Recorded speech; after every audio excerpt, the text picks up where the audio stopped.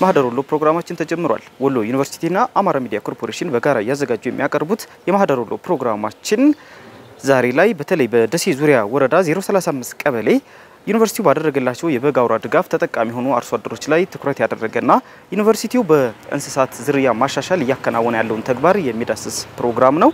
የፕሮግራሙ አዘጋጅና አቅራቢ ከድራሊ ነኝ። እስከ ፕሮግራም ፍጻሜ አብራችሁኝ እንድትቆዩ ጋብዛለሁ።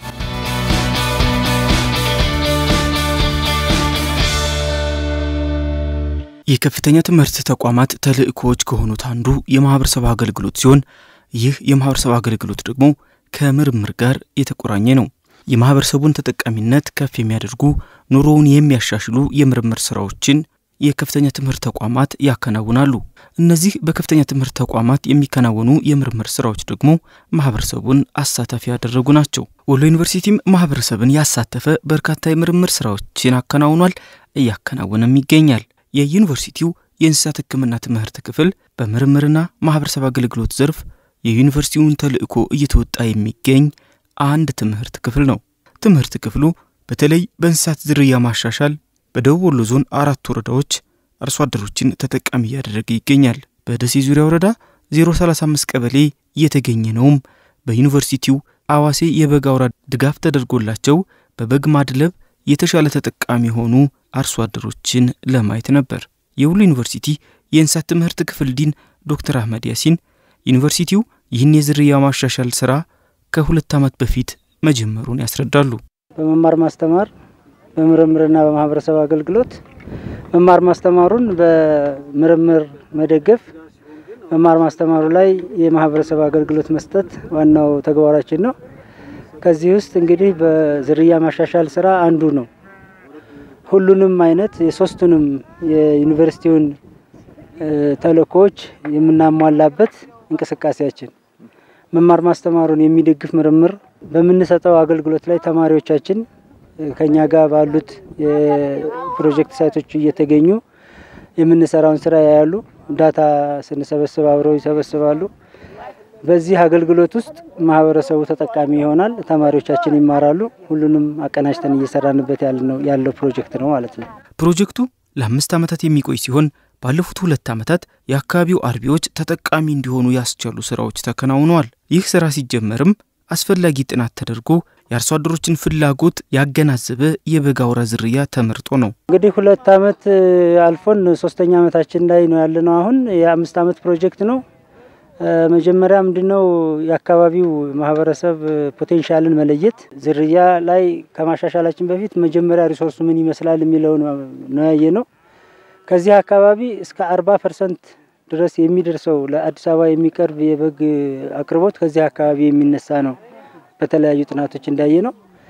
ስለዚህ ይሄንን ፖቴንሻል ምቅ ሀብት ታሳቢ በማድረግ የዝርያ ማሻሻል ፕሮጀክቱ ተጀመረ። የመጀመሪያ ተግባሩ ምንድነው አርሶ አደሮችን መለየት፣ በዚህ ቦታ ላይ ኤክስፒሪየንስ ያላቸው ልምድ ያላቸው ተሞክሮ ያላቸው ከዛ ደግሞ የትኛው አይነት ዝርያ ቢሆን ይሻላል የሚለውን ቅድመ ጥናት አደረግን። ማህበረሰቡ የሚፈልገው ገበያ የሚያወጣለትን ነው። የተለያየ መልክ ያለው ቀንድ ያለው ይሄንን ይለያሉ። ያንን ካደረግን በኋላ ጥናት ካደረግን በኋላ በራሱ በገበሬው እና በእኛም በተመራማሪዎች ከተለየ በኋላ የአዋሲ የበግ ዝርያ ተመረጠ። ይሄ የአዋሲ የበግ ዝርያ የት አካባቢ ነው በብዛት የሚገኘው የሚለውን ነገር ካየን በኋላ በዚሁ ይሄንን አካባቢውን ተላምዶ በጥሩ ምርታማነት እንዲቀጥል ሊያደርግ የሚችል የደም መጠን ያስፈልገናል። ስለዚህ እስከ 72% የውጭ ዝርያ ያለበት ከወሎ በጋ የተዳቀለ የተሻሻለ አውራ ለ4 ወረዳዎች አሰራጨን ማለት ነው። በዴላንታ በጃማ በዚህ ለጋምቦ ላይ ደሴ ዙሪያ ላይ እዚህ ጉጉፍቱና ኩታበር አካባቢ አላሻ ሜዳ ላይ ያሉ ቀበሌዎች ተመርጠው በእናት በጎች ለዚህ ዝርያ ማሻሻያ ሊሆኑ የሚችሉ ያሉባቸውን ፖቴንሻሎች ካየን በኋላ አርሶ አደሩ ምን ያክል እናት በጎች አሉት የሚሉትን ከተለዩ በኋላ የአውራ እድላ ተደረገ። ስለዚህ በየወረዳዎቹ 18 አውራዎች በየጎጡ አንድ አውራ ለስንት እናት በጎች የማጥቃት መጠን ችሎታ ይኖራል የሚለው ከተለየ በኋላ ስርጭቱ ተካሄደ ማለት ነው። እነዚህና 4 ወረዳዎች ስንመርጥ አካባቢያቸው ያላቸውን ፖቴንሻል መሰረት በማድረግ እነዚህን ቀበሌዎች መረጥን ከየወረዳዎቹ ማለት ነው። ስለዚህ የመጀመሪያ እንትናችን አርሶ አደሩን አወያይተን አውራ ገዝተን በዚህ ዘርፍ ጥሩ ተሞክሮ ካላቸው በዚሁ አካባቢ ካሉ ለጋምቦ ወረዳ ላይ ካሉ የጭሮ የበግ እርባታ ማዕከል ከነሱ የተሻሻለ አውራ ከነሱ በመግዛት ለአራቱም ወረዳዎች ወደ 72 አውራዎችን አሰራጭተንላቸዋል። እነዚህ 72 አውራዎች በአራቱም ወረዳ ላይ በእያንዳንዱ ወረዳ 18 አውራዎች በማሰራጨት አርሶ አደሩ የአውራ ተጠቃሚ እንዲሆን ማድረግ ችለናል ማለት ነው። ስለዚህ ላለፉት 2 ዓመት ተኩል ድረስ በዚህ መርሃ ግብር እነዚህን አውራዎች ተጠቃሚ ማድረግ ችለናል ማለት ነው። ይህን መሰናዶ ለማዘጋጀት በደሴ ዙሪያ ወረዳ 035 ቀበሌ እንገኝ እንጂ በደቡብ ወሎ ዞን 4 ወረዳዎች የሚገኙ 247 አርሶ አደሮችን ተጠቃሚ ማድረግ መቻሉን የፕሮጀክቱ አስተባባሪና የወሎ ዩኒቨርሲቲ መምህርና ተመራማሪ የሆኑት ዶክተር አሉላ አለማየሁ ገልጸዋል። የዚህ ማህበረሰብ አቀፍ ዝርያ ማሻሻል መርሃ ግብር እንደ ስሙ እንደሚያመለክተው ማህበረሰቡን ያሳተፈ አርሶ አደሩን ያሳተፈ የዝርያ ማሻሻል መርሃ ግብር ነው። የትኛውም የዝርያ ማሻሻል መርሃ ግብር አርሶ አደሩን ካላሳተፈ ውጤታማነቱ አመርቂ እንዳልሆነ ከዚህ በፊት የነበሩን ተመክሮች ያሳያሉ። ስለዚህ ዓለም አቀፉ የደረቅ አካባቢዎች የምርምር የግብርና ምርምር ማዕከል ጋር በመተባበር ከ2015 ጀምሮ ይህን ፕሮጀክት ነድፈን ወደዚህ ስራ ገብተን እስካሁን ባለው አሰራርም ወደ 3000 እና ከዛ በላይ ግልገሎች ተወልደዋል። በ4 ወረዳዎች በኩታበር በደላንታና በጃማ እና በደሴ ዙሪያ ባሉ ወረዳዎች ላይ በ4 ወረዳዎች ላይ ይህን ስራ በመስራት ላይ እንገኛለን። 2 አይነት የዝርያ ማሻሻል መርሃ ግብሮች አሉ። አንደኛው የአካባቢን በግ በመረጣ ማካሄድ ነው። ሁለተኛው የተሻሻለ የሚባል የአውራ በጎችን ከአካባቢ በግ ጋር በማዳቀል የሚሰራ የዝርያ ማሻሻል መርሃ ግብር ነው። እንደ ክልል ምንድነው የክልሉ መንግስት አካባቢዎችን ክለስተር አድርጓል። እነዚህ የዝርያ ማሻሻል ስራ የሚሰራባቸውን አካባቢዎች ለይቷል። እዚህ አካባቢ ላይ ያለው ምንድነው በብዛት በስፋት የዝርያ ማሻሻል ስራ ከዚህ በፊት ሲሰራ ስለነበር የክሮስ ብሪዲንግ ክለስተር ተደርጎ ተለይቷል። ያንን መሰረት አድርገን ክልሉ በሰጠን አቅጣጫ መሰረት የክሮስ ብሪዲንግ ወይም ደግሞ የአካባቢ በግ ከሌላ ዝርያ ጋር በማዳቀል የዝርያ ማሻሻል ስራውን እየሰራ ነው ማለት ነው። አርሶ አደሩ ተሞክሮ አለው ከዚህ በፊት። ስለዚህ እኛ ብዙም አልቸገረንም። በዛ አግባብ ነው እየሰራን ያለነው። ወደ 247 የሚደርሱ አርሶ አደሮች በዚህ መርሃ ግብር ታቅፈው ይህም መርሃ ግብር ተጠቃሚ ሆነዋል። ይህ በወሎ ዩኒቨርሲቲ የእንስሳት ሕክምና ትምህርት ክፍል እየተተገበረ ያለው የማህበረሰብ አቀፍ የዝርያ ማሻሻል ፕሮጀክት 4 የተለያዩ ደረጃዎች ያሉት ሲሆን የመጀመሪያው ተስማሚ ዝርያ መፍጠር ነው ይላሉ ዶክተር አሉላ። የዚህ ማህበረሰብ አቀፍ የዝርያ ማሻሻል መርሃ ግብር 4 እንትኖች አሉት፣ 4 ስቴጆች አሉት። የመጀመሪያው ዝርያ መፍጠር ነው። ሁለተኛው የማባዣ ማዕከሎችን በስፋት በየተለያዩ ጎጦች ላይ ማስፋፋት ነው። ሶስተኛው የሚደልቡ በጎችን ከዛ ከማባዣ ማዕከል የሚወጡትን የሚደልቡ በጎችን በማድለብ ለገበያ ማቅረብ ነው። አራተኛው ማርኬት ሊንኬጅ ነው። ኤክስፖርት ትሬድ ሊሆን ይችላል፣ ለአገር ውስጥ ላሉ ለአባትሮች ሊሆን ይችላል። የሚያቀርብ ትስስር የሚፈጥር ፓኬጆች ነው ያሉት የዚህ ማህበረሰብ አቀፍ ዝርያ ማሻሻል መርሃ ግብር። ስለዚህ ፖቴንሻሉ ምንድነው ፈጣን የሆነ እድገት ያላቸው በጎች መፍጠር ይቻላል። ከዛም በተጨማሪ ደግሞ በስጋ ምርታቸው ከፍተኛ የሆነ የስጋ ምርት ሊሰጡ የሚችሉ በጎችን ማግኘት ይችላል። በ5 ወር ውስጥ የኛ ሀገር የአካባቢ በግ የሚባለው የአንድ አመት ክብደቱ እስከ 25 ማክሲመም ሊሄድ የሚችለው ማለት ነው። የነዚህ ከአካባቢ በግ ጋር የተዳቀሉ የውጭ ዝርያዎች ግን በአንድ አመታቸው ለጥቂ የሚደርሱ ከዛም በተጨማሪ ደግሞ ክብደታቸው ከ30 ኪሎ ግራም በላይ መሆኑን ታዝበናል። ስለዚህ ፈጣን የሆነ እድገት በአጭር ጊዜ ለገበያ የሚደርስ በጎችን እየፈጠን እንደሆነ ነው ለመረዳት ይቻላል። አማራ ክልል በእንስሳት ሀብት ከፍተኛ እምቅ አቅም ያለው ክልል ነው። ከክልሉ ለእንስሳት ሀብት ጸጋ ካላቸው አካባቢዎች ደግሞ አንዱ የደሴ ዙሪያ ወረዳ ነው። የወረዳው አርሶ አደሮችም ከእርሻ ስራ ባሻገር በእንስሳት ማድለብ ይታወቃሉ። የደሴ ዙሪያ 035 ቀበሌ ዝናብ አጠር በመሆኑ በተለይ ለበግ እርባታ ተስማሚ ቀበሌ ነው። ሐሰን ዑመር እባላለሁኝ። የደሴ ዙሪያ ወረዳ እንስሳትና ዓሳ ሀብት ልማት ጽሕፈት ቤት ኃላፊ ነኝ። ደሴ ዙሪያ ወረዳ አንዱ ከበግ እርባታው ብቻ ሳይሆን በአጠቃላይ በእንስሳት ሀብት ልማት ትልቅ ፖቴንሻል ያለው ወረዳ ነው። በጥቅል ወረዳው አብዛኛው ከ50-60% በላይ እንስሳት ዘርፍ ላይ ፎከስ አድርጎ እየሰራ ያለው ወረዳ ነው። በተለይ ደግሞ ይሄ የምናየው ደጋማው ኤሪያ ላይ ሙሉ በሙሉ የሚባል ደረጃ ላይ በእንስሳት ላይ መሰረት አድርጎ እየኖረ ያለው። ከእንስሳት ደግሞ ለየት ባለ መንገድ በግ እርባታ ላይ ትልቁ የኢኮኖሚ ምንጫቸውና እዛ ላይ ፎከስ አድርገው እየተሰራ ያለበት ሁኔታ ነው ያለው ብሎ መውሰድ ይቻላል። በፖፑሌሽን ደረጃ ስንወስደው በጣም በርካታ እንደ ወረዳ ከ156,000 በላይ በጎች አሉ። ከዛ ባለፈ ደግሞ በዛ አካባቢ ላይ ደግሞ በጉ የዋሲ መንዝ ዲቃላ በግ ዝርያ በስፋት እየተረባ ያለበት ሁኔታ ነው ያለው።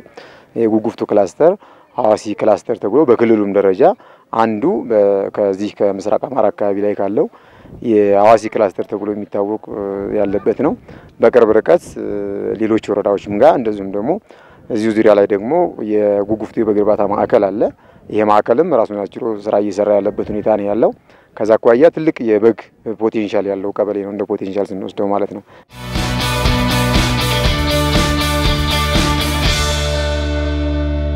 በደሴ ዙሪያ ወረዳ 035 ቀበሌ በወሎ ዩኒቨርሲቲ ድጋፍ በበግ እርባታ ላይ የተሰማሩ የአካባቢው ነዋሪዎች አዲስ ዓለም የእንስሳት እርባታና ማድለብ ህብረት ስራ ማህበር የሚባል እውቅና ያለው ማህበር መስርተዋል። ዩኒቨርሲቲው ማህበሩን እንዲመሰርቱ ከማድረግ ጀምሮ የተሻሻለ የአዋሴ የበግ ኮርማ ወይም አውራ በግ ድጋፍ አድርጎላቸዋል። አርሶ አደሮቹም ቀደም ብለው በበግ እርባታ የታወቁ ቢሆንም የተሻሻለ ዝርያ ከመጣላቸው በኋላ ግን በሽያጭ የተሻለ ተጠቃሚ መሆናቸውን ነው የተናገሩት። ይሄ ማህበር መጀመሪያ ወሎ ዩኒቨርሲቲዎች ናቸው ያደራጁን። አካባቢው እንደምታየው ዝናብ አጠር ነው፣ ውርጫማ አካባቢ ነው። አብዛኛውን ለምርት ተገቢ ጥቅም ስለማይሰጥ በእህል ዘርፍ በእንስሳት ዘርፍ የተሻለ ጥቅም ይሰጣል በሚል እነሱ ጥናት አድርገው ወደኛ መተው መጀመሪያ እኛን አደራጅተው 18 ኮርማ ሰጡን። 18 ኮርማ ከሰጡን በኋላ ዝርያ ማሻሻል ስራና ጤና የእንስሳት ጤና ጥበቃ ስራ ነው እነሱ ለኛ ጋር እየሰሩ ያሉት እና የአዋሴ ኮርማዎችን ነው የሰጡን። እነዚህ የአዋሴ ኮርማዎች እንግዲህ ከ2 አመት በላይ አስቆጥረናል። ወደ 3ኛ አመታችን እንትን ብለናል። የበፊት ሀበሻ በጎችን ኮርማዎቹን በማጥፋት እናቶቹን ደግሞ በማዳቀል የተሻለ ዝርያ እንትን እንዲል ጥረት አድርገው እየተጠቀምን ነው። ወሎ ዩኒቨርሲቲ ዝታስገባለን ምርጥ በጎች እየተወለዱ ሴቶችም ወንዶችም ምርጥ ዝርዮች እንዲያውም አሁን ወደዚህ ሆየ ሽያጭ ታንገባ ቀድሞ ብዙ ለውጥ ያላቸው ግልገሎች ተሽተዋል። ተስተኮርማ ማለት ነው። ይሄ ለውጥ አግኝተንበታል። የበፊተኛው የኛ የሀበሻው ዝርያ ሰናዲያቀለው ማለት ነው እዛው ዝም ብሎ የልጆቻቸውን ዝም ብለው ወላጆቻቸው ስለማንተን ስምለናቸው ዝቅ ይያሉ ግልገሎቻቸው ዝቅ ይያሉ ወላጆቻቸው ዝቅ ይያሉ ነበር የሚመጡት። የነዚህ ግን ያው ምርጥ ዝርያ የነዛኛውን እየተከላከልን ሰነዝ ስለሆነ ምን እንትን ምንላቸው ምርጥ እንትኖች ለግብይትም ገበያ ላይ ሲወጡ ምርጥ ዋጋ መናገኝባቸው ናቸው። እኔ 7 እናት በጎች ናቸው ያሉኝ። 7 እናት በጎች ናቸው። በኮርማው በቃ አሁን የተሻሻሉ ግልገሎች ነው በቃ እያስወለድኩ እየተጠቀምኩ ያለሁት። ወንዶችም ሴቶችም ያዳቀን ሴቶቹም ሆነ ወንዶቹን ያው እንግዲህ በማህበሩም አማካኝነት ለሌላም ለሚፈልገው አካል እያሰራጨን እየሸጥን እንጠቀማለን። ሴቶቹን ግን ከናታቸው የተሻሉ ስለሚሆኑ ዝርያቸው ከፍ ይያለ ስለሚመጣ የደም መጠናቸው ከፍ ይያለ ስለሚመጣ እነሱን ደግሞ በቃ እናቶቹን የመቀየር ስራ እየሰራን ነው። ግልገሎቹን ሴቶቹን እያስወለድን ማለት ነው። 5 እናት በጎች አሉ ወላዱ ማለት ነው።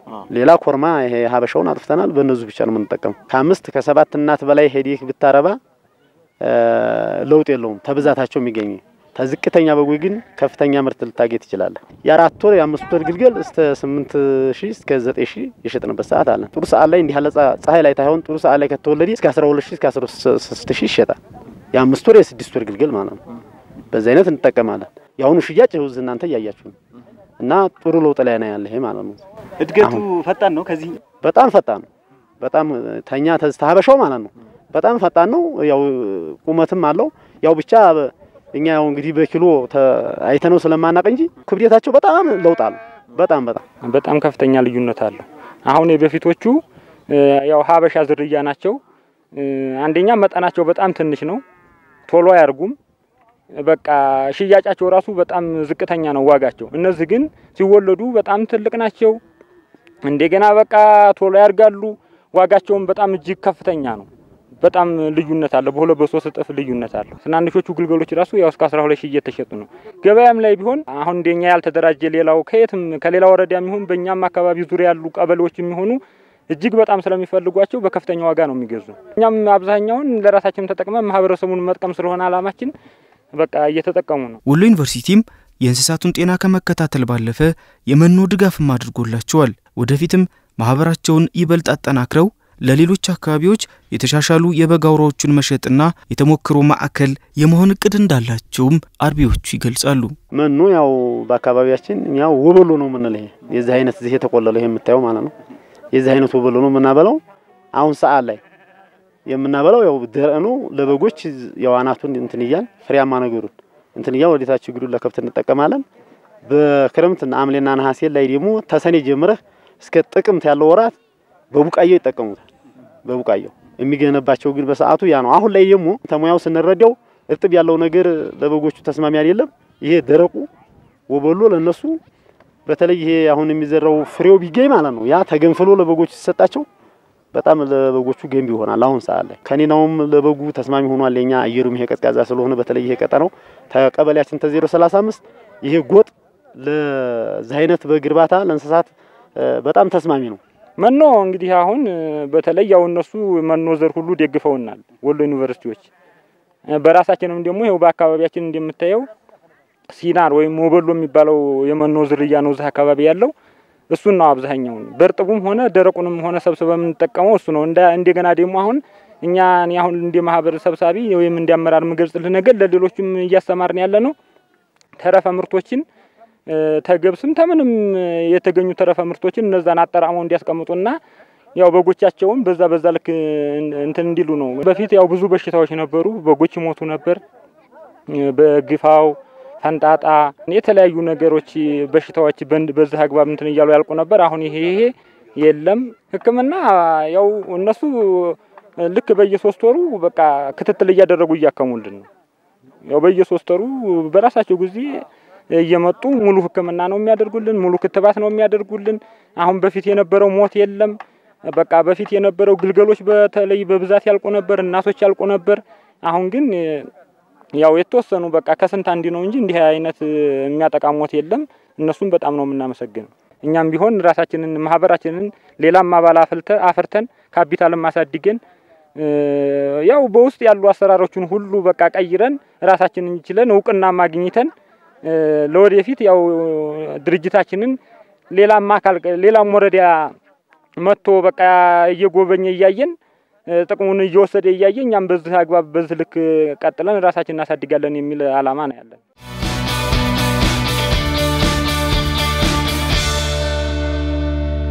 ወሎ ዩኒቨርሲቲ በዚህ ፕሮጀክት በደሴ ዙሪያ ወረዳ በግ ያረቡ ለሚገኙ አርሶ አደሮች የሰጠው የተሻሻለ የበግ ዝርያ አዋሴ የሚሰኝ ሲሆን የሀገር እስራኤል ዝርያ ነው። በአጭር ጊዜ ለገበያ የሚደርስ ተመራጭ ዝርያ እንደሆነ የፕሮጀክቱ አስተባባሪና የዩኒቨርሲቲው መምህርና ተመራማሪ ዶክተር አሉላ ለማየሁ አስረድተዋል። የአዋሲ ወሎ ዝርያ ክልስ ዝርያ ነው የሚባለው የበግ ዝርያው። አዋሲ ማለት የእስራኤል የመካከለኛው ምስራቅ ላይ ያለ በግ ዝርያ ነው። ስለዚህ የዚህ በግ የተመረጠበት ዋና ምክንያት ምንድነው? አርሶ አደሩ የሚፈልገው የበጎች መገለጫ ባህሪያትን ያሉት በግ ነው። ቀንድ ይፈልጋል እኛ አርሶ አደር፣ ላት ይፈልጋል፣ ቁመናው ከፍ ያለ ነው። በእድገቱ ደግሞ በጣም ፈጣን የሆነ እድገት ያለው በግ ስለሆነ በተወለዱ በአጭር ጊዜ ውስጥ ወደ ስጋ ምርትነት ሊደርሱ የሚችሉ በጎችን ማስወለድ የሚችል ስለሆነ በአርሶ አደሩ በኩል በጣም ተቀባይነት ያለው በግ በመሆኑ ከዚህ በተጨማሪ የበሽታ ቁጥጥር ላይ ከፍተኛ የሆነ ስራ በመስራታችን እንስሳትን በበሽታ ከመከሰቱ በፊት የክትባት ዘመቻ በማካሄድ እና ደግሞ በየ3 ወሩ በመምጣት የውስጥ ጥገኛ ተዋሲያን ሕክምና እናደርጋለን።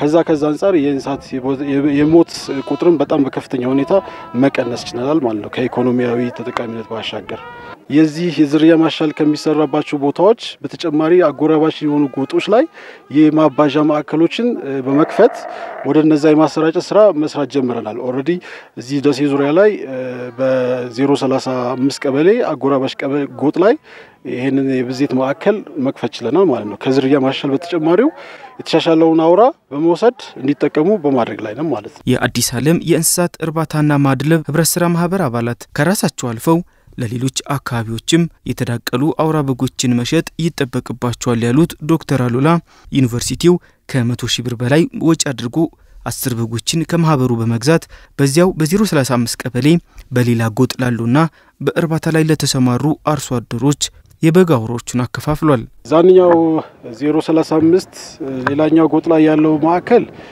የዝርያ ማሻሻል ስራው በስፋት አግሬሲቭሊ የሚሰራበት ጎጥ ነው። ስለዚህ በየጊዜው መረጣ የሚካሄድበት በየጊዜው የተሻሻሉ አውራዎች የሚለዩበትና ዋና ዓላማው የተሻሻሉ አውራዎችን መፍጠር ነው የዛ ጎጥ ዋና ስራው ማለት ነው። ስለዚህ ከዛ ጎጥ የተመረጡት አውራዎች ወደ አጎራባች ጎጦች በማሰራጨት የብዜት ማዕከሎችን በመክፈት አውራዎቹን በማሰራጨት የተሻሻሉ በጎች በተለያዩ ጎጦች ላይ በስፋት እንዲመረቱ ማድረግ ነው ማለት ነው። ከዚህ በኋላ ምንድነው የሚጠበቅባቸው? እንደ መመስረቻ ብለን እንደ ዩኒቨርሲቲ ድጋፍ ያደረግንላቸው አውራዎች አሉ 10 አውራዎች። ስለዚህ ይሄን አውራ በአግባቡ በመጠቀም በጋራ ነው የሚጠቀሙት። አስፈላጊውን እንክብካቤ ጤና ድጋፍ መመገብም ሊሆን ይችላል ክትትል በማድረግ አውራውን እያዘዋወሩ እንዲጠቀሙ ነው ኦሬንት ያደረግናቸው። ስለዚህ በቀጣይ ለ2 አመት በትንሹ እነዚህ አውራዎች እንዲያዳቅሉ ይጠቀሙበታል ማለት ነው። 10 አውራ ነው መስጠቷቸው። ዩኒቨርሲቲው ነው የገዛው። ምን ያህል ነው የገዛው ማለት ይቻላል? ዩኒቨርሲቲው ነው የገዛላቸው። በአማራ ግብርና ምርምር ማዕከል ድጋፍ በእነሱ በኩል መጥቶ በዩኒቨርሲቲው ወጪ ተደርጎ ነው ግዢ የተፈጸመው። ስለዚህ 10 አውራዎች ወደ 105,000 ብር አካባቢ ወጪ በማድረግ ለነዚህ አጎራባሽ ጎጦች እንደ ብዜት ማዕከል ድጋፍ አድርገንላቸዋል ማለት ነው። አዲስ የተሻሻለ የበግ አውራ ድጋፍ የተደረገላቸው አርሶ አደሮችም በተደረገላቸው የተሻሻለ ዝርያ የተሻለ ተጠቃሚ ለመሆን መዘጋጀታቸውን ተናግረዋል። ስሜ ወይዘሮ አበበች አሰነባላለሁ። ስናረባ ያው የሀበሻ በግ ነው ማናዲያቀልም፣ ግን ከሀበሻው እንደዛ ነው በእንክብካቤ ያንከባከብን እንጠቀማለን። አሁን ስንሰማ እንደነዚህ የተገዙላቸው እየተሰጡ ምርጥ እያንከባከቡ ምርጥ ገንዘብ እያገኙ ነው ሲሉን አሁን እኛም አንጡልን ብለን ለወደፊት ለመጠቀም ዝግጁነት አለን። ስሜ ቦጌ ስፋል ይባላል። እስከዛሬ እንደዚህ ልምዱ ሳይኖርም ማለት ነው ማዲያቀሉ ምኑ ሳይኖረን በሀበሻ እየተጠቀምን ውጤት የለውም ነበር። ውጤት የለንም ምናረባው ዱንያ ማለት ነው በጎች ዝርያ። አሁን ግን ከጎረቤት ሀገር እናቶች በጎቻችንን እየወሰር እያስጠቃን ልዩ ልዩ ግልገሎች ያው እንትን ምርጥ ዝርያ እያስወለር ገበያቸውም ለየት ያለ ነው ብራቸው ዝርያቸውም ለየት ያለ ነው። በቃ በዚህ እየተጠቀምን ነው ያለ ነው። ጤንነት ካልሆኑ ምንም ጥቅም አይሰጡንም። አሁን ጤንነታቸውን እየተጠባበቅ በጎቹን ክትባት እንደገና ፎርሽካቸውን በደንብ እየተመገብን ለወደፊት ጥሩ ውጤት ለማንጣት ዝግጁ ነን። የበጎቹን ማጤንና እነዚህን ቀርቶ ማንኛውንም በግ እየተከታተልን ነው። ክትባት እያስከተብን ነው። ታመማቸው ሐኪም ቤት ወስደን እያሳከምን ነው። እንደዛ እያደረግን ነው የምንጠቀመው። የደሴ ዙሪያ ወረዳ እንስሳትና አሳ ሀብት ልማት ጽሕፈት ቤት ኃላፊ ዩኒቨርሲቲው በወረዳው ያከናወነ ላለው ተግባር አመስግነዋል። ዩኒቨርሲቲው በተለይ በእንስሳት እርባታ በወረዳው እያከናወነ ያለው ተግባር አርሶ አደሮችን ውጤታማ ያደረጋቸው ስለመሆኑም ነው ኃላፊው የገለጹት። የወሎ ዩኒቨርሲቲ ልክ ነው አንዱ ከበጋር ሆኖ በተለይ በግ ዝርያ ማሻሻል ስራ ላይ እየሰራ ነው ያለውን ስራ ቁልፍ አጋራችን አንዱ ወሎ ዩኒቨርሲቲ ነው። ኮሚኒቲ ቤዝድ ብሪዲንግ ፕሮግራም ወይም ደግሞ ይሄ ማህበረሰብ አቀፍ የበግ ዝርያ ማሻሻል አገልግሎት መሬት እየነካ ነው ያለበት ሁኔታ ነው ያለው። ከዚህ ውጤት እየመጣ በሂደት ደግሞ ሌሎች የዋሲ ክላስተር ምንላቸው ወደ 10 ቀበሌዎች አሉ። ወደ ቀሪዎቹ 8 ቀበሌዎች ላይ መስፋት የሚችልበት እድል ላይ እየፈጠርን ያለንበት ሁኔታ ነው ያለው። ከዛ ባለፈ ደግሞ ትልቁ ነገር ከዚህ ቀደም ያወራ ሶርሳችን የነበረው የደብረ ብርሃን የበግ ብዜት ማዕከልና የአመድጉያ የበግ ብዜት ማዕከል ነው። ከዛ ርቀት እንግዲህ በጣም ከፍተኛ ወጪ ወጥቶ ነው የሚመጣው። ያን ለማስቀረስ የትልቅ መሰረት እየሆነልን ያለንበት ሁኔታ ነው ያለው። እዚሁ ላይ ከዚሁ ወደዛ መውሰድ የምንችልበትን እድል አሁን ከዚህ አምርተን ሌሎች ቀበሌዎች ላይ መውሰድ የምንችልበትን ከአመት በኋላ በጣም የተሻሉ ዝርያዎችን ማግኘት የምንችልበት እድል አለ። አሁን የመጀመሪያዎቹን እያሰራጨን ነው። በቀጣይ ደግሞ ወደ ላይ የምንሄድበት ነው። የወሎ ዩኒቨርሲቲ የእንስሳት ሕክምና ትምህርት ቤት ዲን ዶክተር አህመድ ያሲን ይህ የዝርያ ማሻሻል ፕሮጀክት የአካባቢውን ሁኔታ የተላመደ የተሻለ የደም መጠን ያለው ዝርያ እስኪገኝ ምርምሩ እንደሚቀጥል ተናግረዋል። ከዚህ በተጨማሪም ለአርሶ አደሮች የገበያ ትስስር መፍጠርም ሌላኛው የፕሮጀክቱ ክፍል ነው። ፕሮጀክቱ አሁን 3ኛ አመት ላይ ነው ብለናል። የመጀመሪያ ቤዝ ላይ እንዳታ ወስደናል። ዘን እንቅስቃሴያችን በዚህ 2 አመት ውስጥ ምን ለውጥ አምጥቷል የሚለውን ሳይንቲፊካሊ ፕሩፍ ማድረግ ያስፈልጋል። ያንን ለማድረግ ሚድ ላይን ዳታ እንደገና እንሰበስባለን።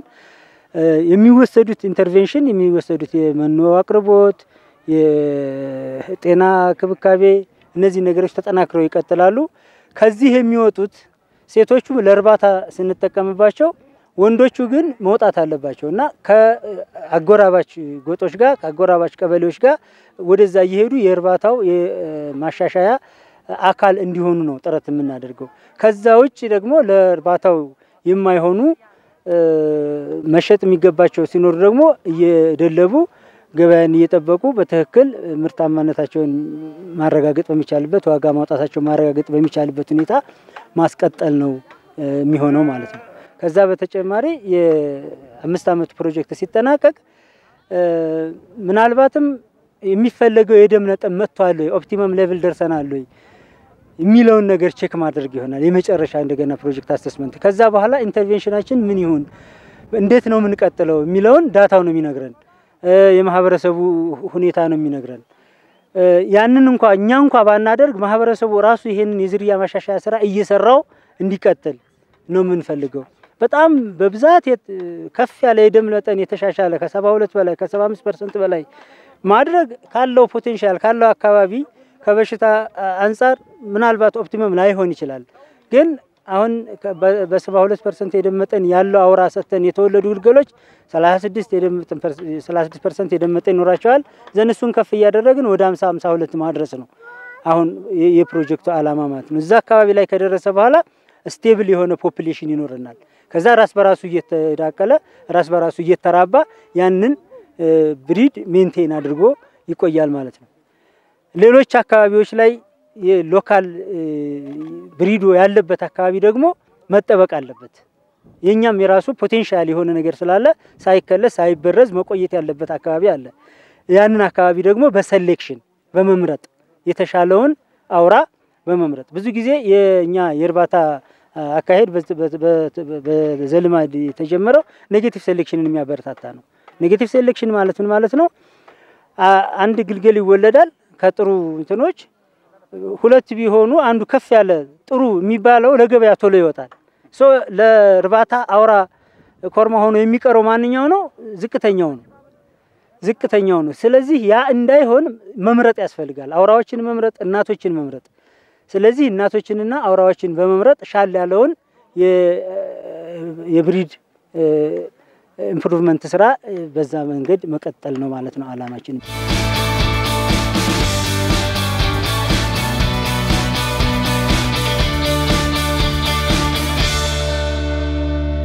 የተከበራችሁና የተወደዳችሁ ተመልካቾቻችን ማህደር ወሎ ዩኒቨርሲቲ ከአማራ ሚዲያ ኮርፖሬሽን ጋር በመተባበር ያዘጋጀ የሚያቀርበው መሰናዶ ነው።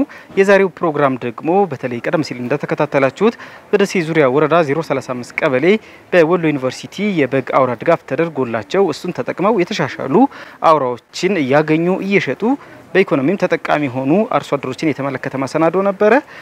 ከፕሮግራሙ ጥሩ ቁም ነገር እንዳገኛችሁ ተስፋ አደርጋለሁ። የዛሬው ማህደር ወሎ ፕሮግራማችን በዚህ ተጠናቋል። አዘጋጅና አቅራቢ ከድራሊ ነበርኩኝ። ከመላው የካሜራና ሌሎች ባለሙያዎች ጋር በመሆን በዚሁ ተሰናበትኩ። መልካም ሳምንት።